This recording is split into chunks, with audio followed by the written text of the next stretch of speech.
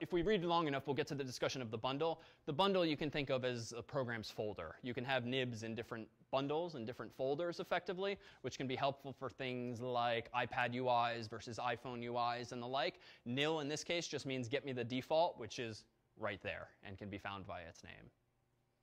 Good question. Can have to do with localization too, if you've got an English version, a Spanish version, both of which you created with the drag and drop interface. Yes? Can you actually call parent class? Yes, because you could. Actually, let's see. Super. Good question. Or would you have to implement a method that would then call? You can definitely do the latter, implementing a method that does that in the parent class. I don't think you can access the grandparent class directly. You need to have some kind of preparation in advance with that parent class. Good question. All right, so wonderfully interesting maybe, but at the end of the day, we still made a pretty crappy application that just does this. But still, there's some kind of communication now between that nib and my code, and we saw that by way of the loading of the nib. But this is a purely unidirectional program. When I run it, all I see is text before me. There's no means of interaction. So let's start to make something more interesting, a little more from scratch, that allows me to interact with the application itself.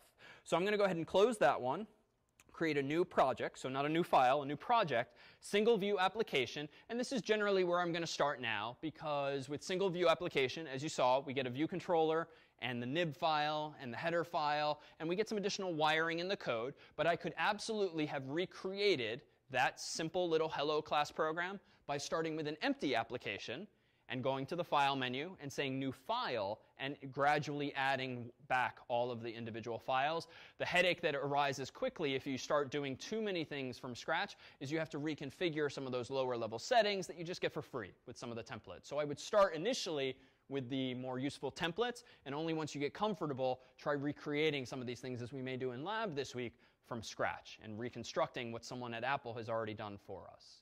So single view application. I'm going to go ahead and call this thing nib1, just my first example involving a nib that I'm going to really give some thought to.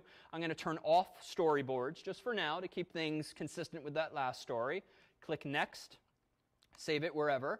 And now I have essentially the same exact application I had a moment ago. Sure enough, if I click on my nib on the left-hand side, I just get an empty iPhone window there. So now let's do something a little more interesting. On the right-hand side here, there's a whole bunch of Photoshop-like options, whereby you can start tinkering with the WYSIWYG, what you see is what you get, interface, the drag and drop interface. And this is frankly a little overwhelming at first glance, and I don't think I've clicked on 50% of these over time, but there's a few that I occasionally use if you're actually using Interface Builder to create your UI. One of them is surely the Objects submenu down here, where I can drag and drop things like labels. I did that before. So let's start there. Let me scroll down, and let me get a text field. I want to write an application, I think, that allows me to type in my name, hit enter, or click a button on my screen, and be greeted, hello, David, or whatever name I happen to type in. So some dynamism that we just haven't had to date. So I could, of course, just do this, label, hello, David, but as we saw before, that is not really the point here. Well, let's actually have a text field that the user types in. Let's see a keyboard pop up and actually interact. So let's delete that. And again, I'm clicking and deleting just like you would in Photoshop or GIMP or whatever graphics program that you might have tried in the past. So give me a text field, and I'm going to notice a few things happen. Much like in Photoshop and other programs, you get some suggestions as to where to put it relative to where the glass is and how thick a human finger is, but you can ignore that. But I'll just do that. I'm going to now click and expand it. So here I am programming.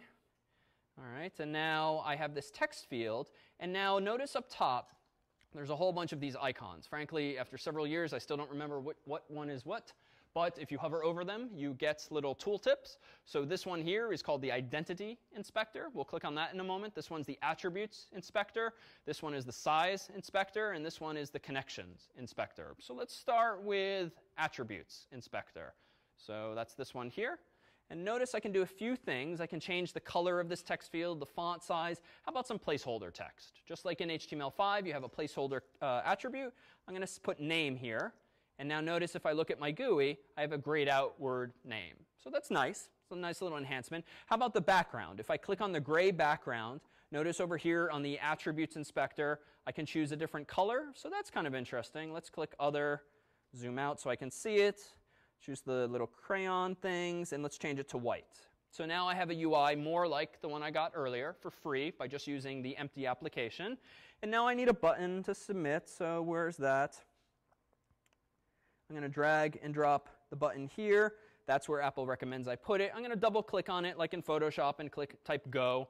But notice I could also be a little more anal and go over here, and I could manually type that here. I can change the style of this button. Let's see, instead of a rounded rect button, I could do something like an info button, but that's not what I wanted. That's that little eye icon that you see in, I think, the stock application. So let's undo that. Long story short, I could start tinkering and change the aesthetics of this. But functionally, that just will get boring quickly. So let me wave my hand at the remainder of the attributes that you can tinker with. But it's the kind of obvious things, size and weight and other things. So what else might I want to do here? Let me go up to the identity inspector, which is this icon to the left of the attributes inspector. And I'm not going to change anything here. But notice that there's a hint of the relationship between this drag and drop interface and code. I've highlighted the text field that I dragged and dropped. I've gone to the identity inspector, and Xcode is hinting to me that the type of object I have effectively instantiated or alloced by dragging and dropping is what? It's apparently a UI text field. So we'll see in a bit, I could actually write lines of code that alloc a UI text field, and in code tell it to go to 10 pixels from the top, 20 pixels from the left, and I could actually do all of this programmatically. Xcode's purpose in life is just to simplify this process, at least for newbies early on, to help get you started quickly with a more user-friendly UI. So unfortunately, I've made my UI, simple though it is, but it doesn't actually do much. Let's see what it does do. Let me go ahead and hit the play button. That'll spawn the simulator, assuming I've made no syntax errors. Pretty good so far. Looks like I expected. I'm going to click on name. And notice I get the keyboard for free. Because it's a text field, Apple knows that when you give focus to it by clicking or touching on it, if it were an actual phone, they pop up the keyboard. I can start saying something like D-A-V-I-D. Notice it's going to try to do autocorrect for me, so that's kind of a nice feature. And now I click go, and of course nothing happens, right? Because what should happen? We haven't told the program what to do. So we have to somehow now associate that button and that text field with actual code. So where might we do this? So henceforth, even though you could put code in the app delegate, and in fact, let me just clean this up and get rid of all superfluous stuff. Even though you could put code in the app delegate, in the header file or the M file, you typically won't. You'll typically immediately hand off control from the app delegate to a view controller, a root view controller, and isolate your code there.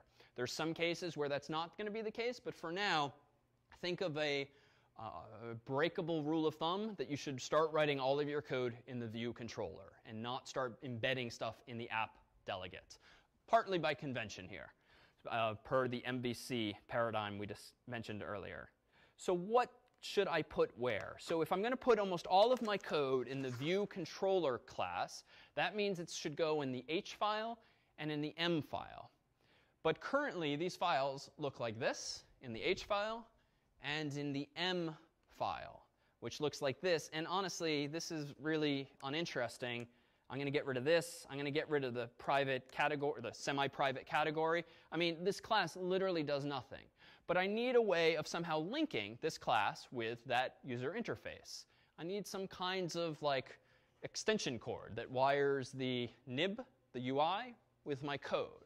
And so the mechanism that Apple offers for this is something called an IB outlet, for Interface Builder Outlet. And you can kind of think of it as a socket into which you can plug a cable to somehow wire these two things together. So the paradigm for doing that essentially boils down to declaring properties. So what I'm going to do in my viewController.h file, inside of my class declaration here, I'm going to go ahead and start typing property. And I'm going to know in advance it's going to be non-atomic strong. In the future, we'll think harder about that. But for now, let's just go on faith and say that it's non-atomic and strong, or strong non-atomic. The order does not matter. IB outlet, and then UI text field. And let me close this window over here to give me some more room. Star text field, semicolon.